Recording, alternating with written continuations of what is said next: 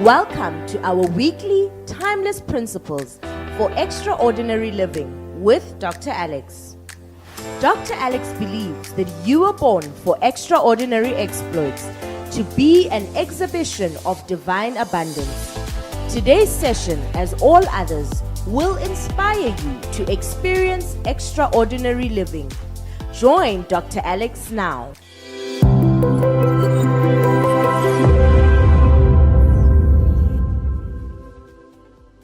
Welcome to Timeless Principles with me, Dr. Alex. I am so excited that you have selected our channel even today. I just want to express our thanks to those who have subscribed and those who continue to like us, sharing to others and commenting. We're really, really grateful to you. Please continue with the great work. And if it's your first time, I encourage you too, subscribe and share. Today we continue with our series 818, Thinking Beings. Thinking Beings. We trust that this is life transforming. It is for us. It is our continuation of episode number 5 of 818 in our Thinking Beings. Remember what we've said previously. We are looking at the thinking process. This is basics number 2. And in this basics, I intend to begin a discussion on the thinking of saying, what is the force behind thoughts? What is the force behind thoughts? Whatever we talk about, I don't want you to forget the following. We are thinking beings living inside a biological container. We are not just a lump of meat hanging on bones. On today's session, I want us to begin here. Here is where I want us to begin. Have you ever asked yourself the following question? Have you ever asked, what makes me think the way I think? If you've never asked yourself this, I want you to ask yourself as we deal with this session. Put differently, why do I think the way I think? What creates the thoughts that I have?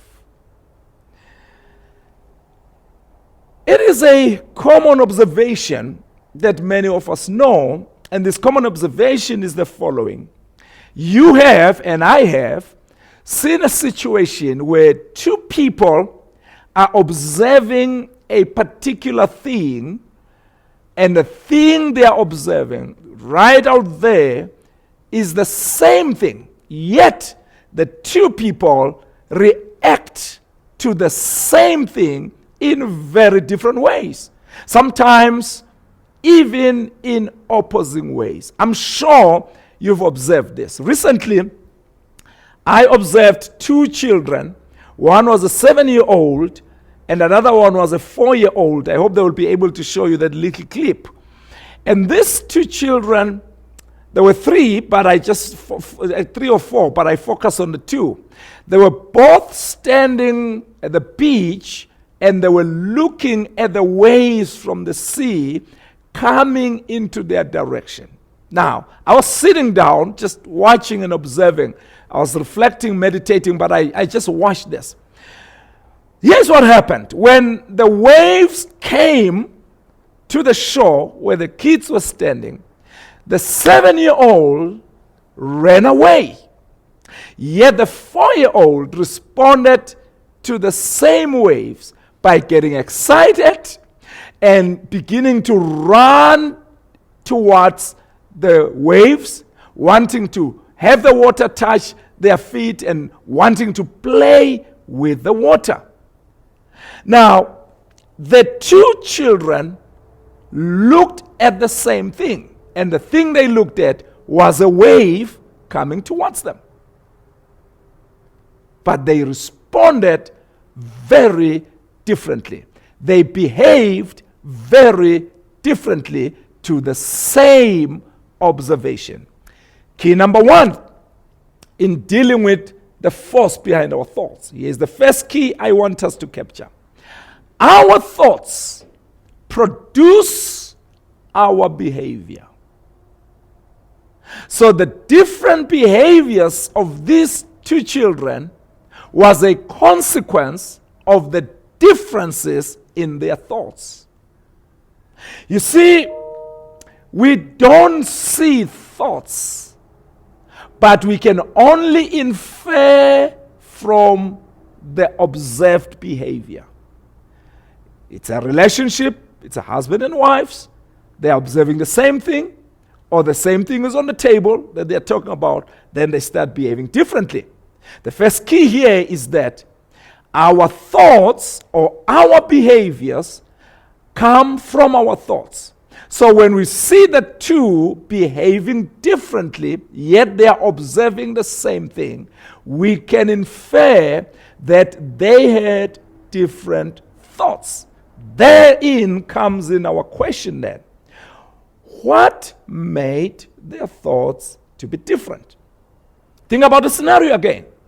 They are observing the same external thing, but they behave in opposite ways, and we say today it is because they had different thoughts, and the differences in their thoughts resulted in the differences in their behavior. So what made their thoughts to be different?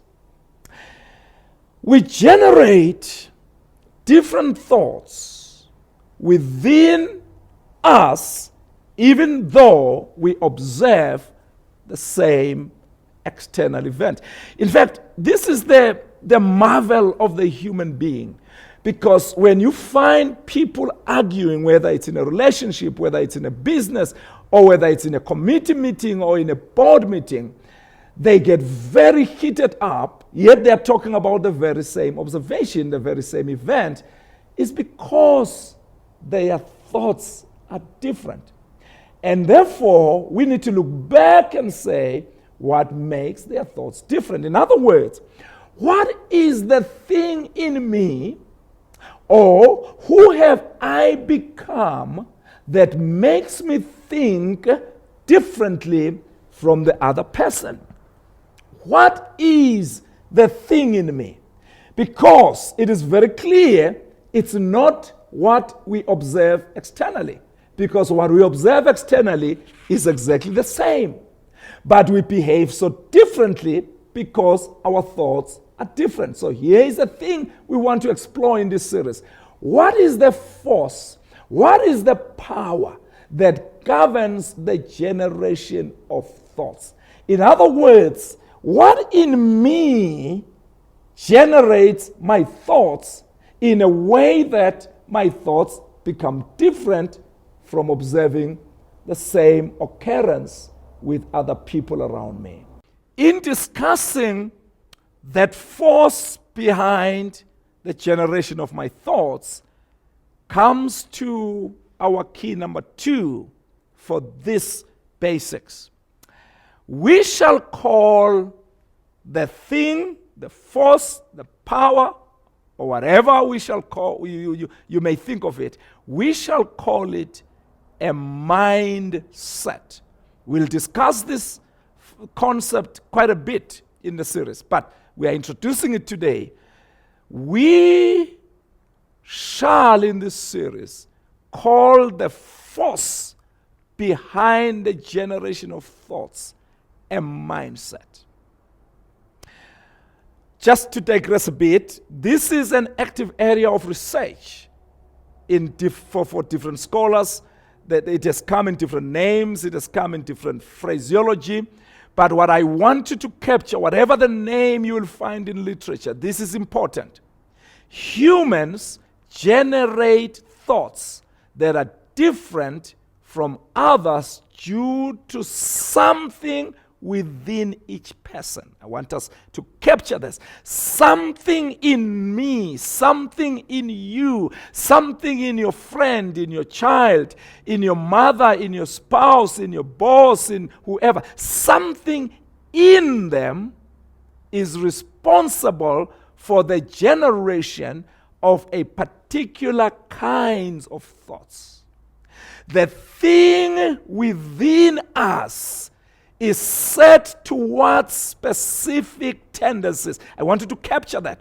This thing in you, in me, that is responsible for generating thoughts is set. I want you to capture that word. It is set towards specific tendencies, and therefore it generates thoughts that lean into a particular direction, that orients into a particular direction of certain tendencies. It is the thing within us. I want us to explore that thing, the mindset, a little bit. Others may call it something else. We'll call it the mindset. You see, our working definition of what the mindset is for this series is that a mindset is a collection of assumptions. A mindset is a collection of thoughts. A mindset is a collection of beliefs that inform and orient our tendencies towards certain actions. Capture this. In me, in you, over the years, we have put together a collection of assumptions, of thoughts, of beliefs, so that when we interact with a new event that's external of us, the mindset, this collection that is within us, create new thoughts that lean into a certain direction. The mindset directs our attention. It frames our world. It primes us with reasonable causes of action. So when the two kids saw the wave, their mindset primed them differently. It primed them to what they felt this was a reasonable cause of action. It causes one to be victorious even in the middle of storms, yet on the other side, it causes one to be a loser even though they have the full advantage. I want you to capture that. This thing called a mindset is powerful. You could be in the midst of storms, but your mindset orients you towards victory. Or you could have the whole advantage on earth, but your mindset orients you towards being a loser. So the two kids observed the same wave, but the differences in their mindsets produced opposing thoughts, and those opposing thoughts produce opposing behaviors. We are looking at the force behind our thoughts, and our thoughts producing our behaviors. Think with me the following. We're taking the example of those kids. I hope they show them in the clip. In reality, the 7-year-old kid was not running away from the wave. You say, Dr. Alex, what was she running away from? The kid was only running in the direction of the mindset within the kid. The direction so happened to be opposite to the direction of the 4-year-old. The 4-year-old was not running towards the wave, but the 4-year-old was only going in the direction of the mindset within the kid. It just so happened that the direction of the mindset, the orientation of the mindset was towards the wave. I want you to capture this. On daily basis, when we encounter a situation, we only see it through the lenses of our mindset. As you are encountering this session today, you are actually only hearing what your mindset picks up in all the things I'm talking about. In other words, on daily basis, capture this, is very important, I will generate thoughts which may have very little to do with the event or the situation that is before me. but I will generate thoughts which are more aligned with the orientation of my mindset. You see, this is very, very important for us. It is very, very important that we capture this and we capture it well. Why this is important that we capture it well? And this is where a lot of conflict comes in. I need you to think with me like this. With my mouth, I will tell others that, hey, I am running away from the wave. Yet the reality is, I am simply flowing in the direction, or I am flowing with the orientation of my mindset.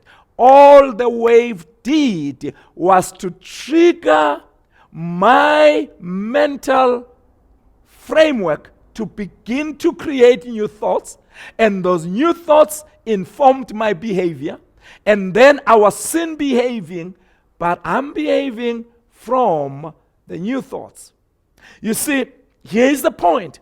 I get fulfillment when my behavior is aligned with my thoughts, which are aligned with the orientation of my mindset.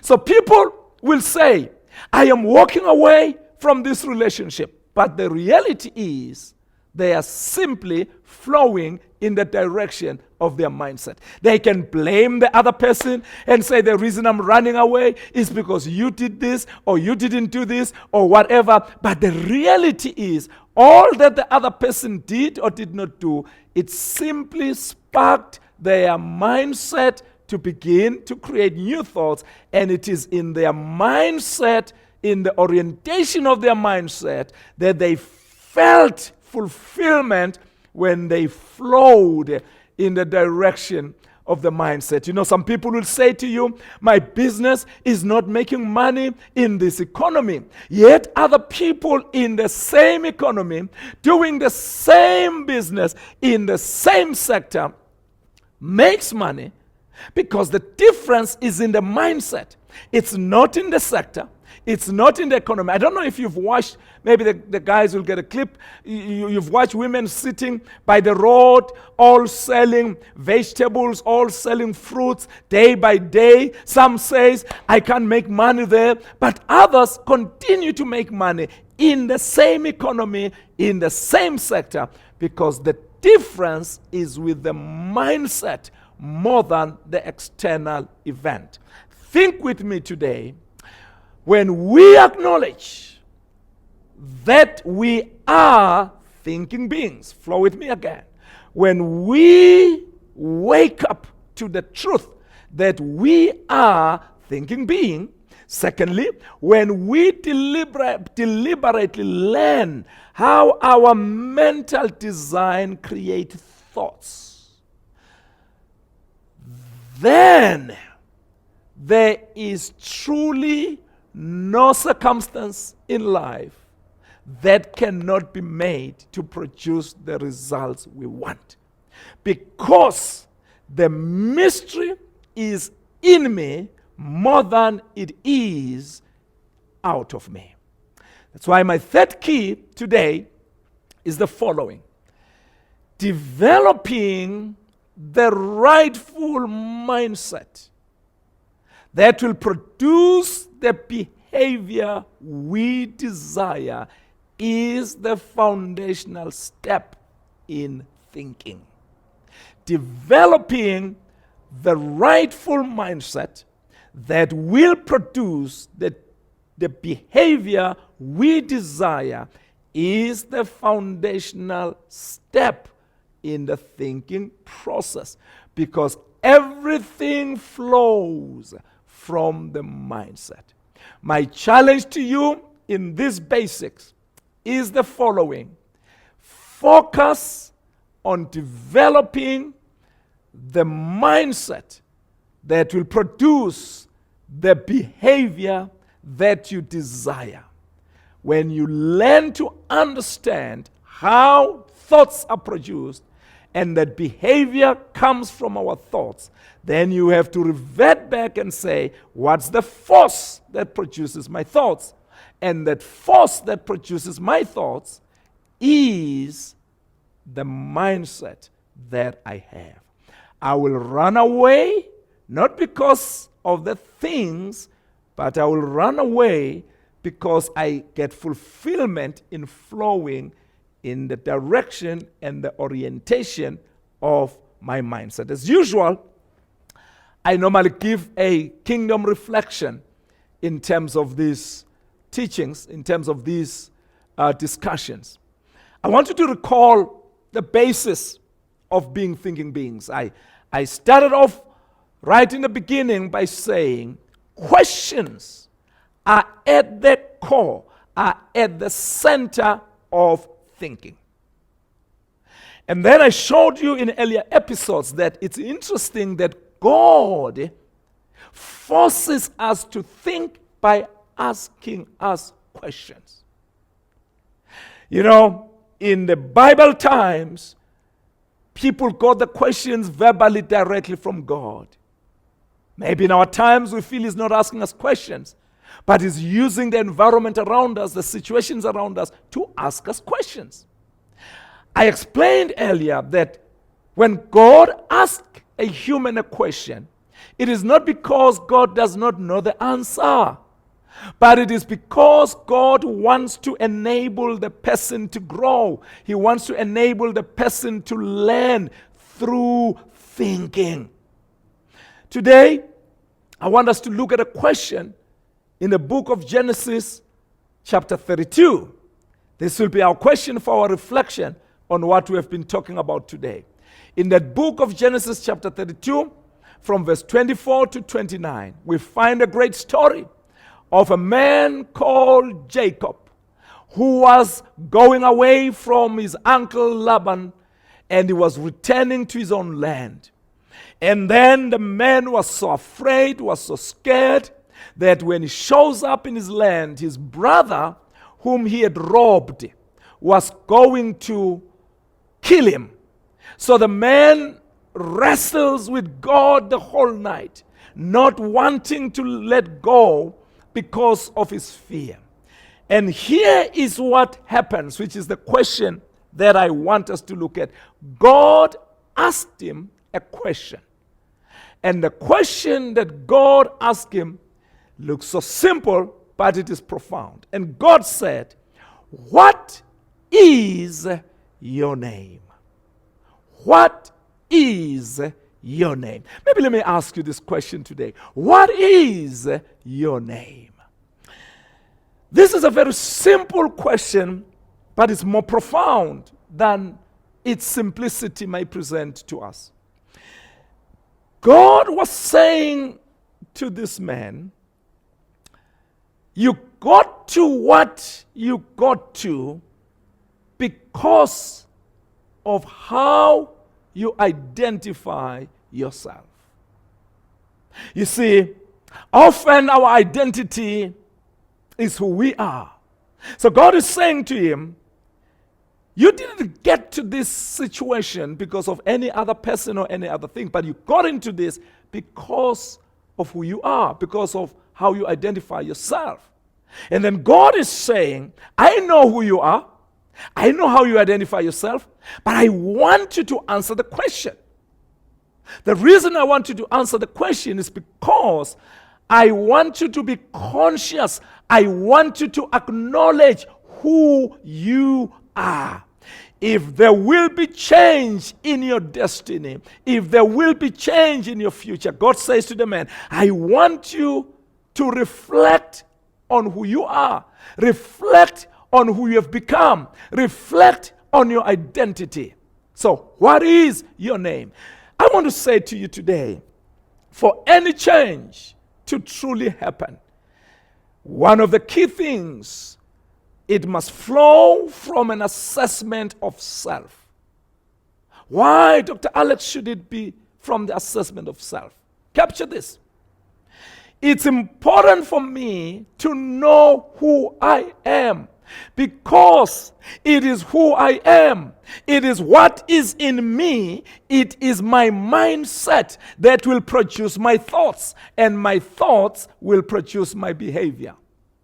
In other words, if I do not know what on earth is boiling inside of me, I will keep getting the same kind of thoughts and keep producing the same kind of behaviors, but I can't explain why I'm doing what I'm doing. So God is saying to the man, we're not going to talk about change here until you are conscious of who you are. I know who you are, but I want you to be conscious of it. Tell me today, who are you? What's your name? What's boiling inside of you? What is your mindset? What creates your thoughts? Why do you think the way you think? You see, we all rush to try and change the things around us, change the people around us, because it's much easier to blame everybody else and never realize that it is what's in me that's causing all these things. So for me to get different thoughts and therefore different results, that must begin at the level of acknowledging, of knowing, of accepting who am I, what is my mindset, what makes me orient my thinking in this direction. It must not begin on the externalities. It's much, much easier to change what is around us. And what happens here? The man gives God an answer. He says, my name is Jacob. And therein was the problem. Jacob means a crook. Jacob means a trickster. In other words, the man says, I have a mindset that's oriented towards tricking other people. I have a mindset that will almost always produce thoughts that must crook someone else. And God says, we cannot go to your destiny the way you are. And he announced on the day, and he says, now that you have acknowledged who you are, let's change who you are, not change your brother, not change your circumstances, not change your wife or your husband, but change who you are. He says, from today, you are no longer Jacob. For him, that was the moment of transformation. From today, you are Israel. So from today, Israel means the prince with God. In other words, from today, your mindset thinks like a prince with God. It no longer must think like a trickster. Your mindset produces thoughts that says you are a prince with God. It no longer must produce thoughts that says you want to trick or crook anyone. In other words, the fundamental change, real change, happens when our mindset gets changed at that level. Then our thoughts will change. Then our behavior will change. Then our results will change.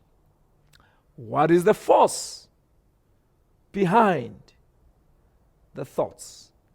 It is something we call a mindset.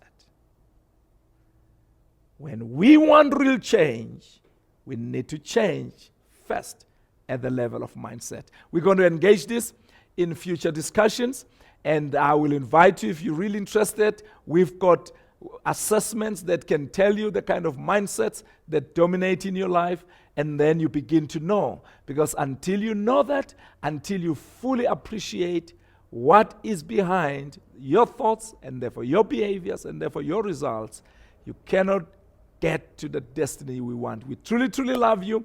I'm looking forward to us engaging one more time. You are a thinking being.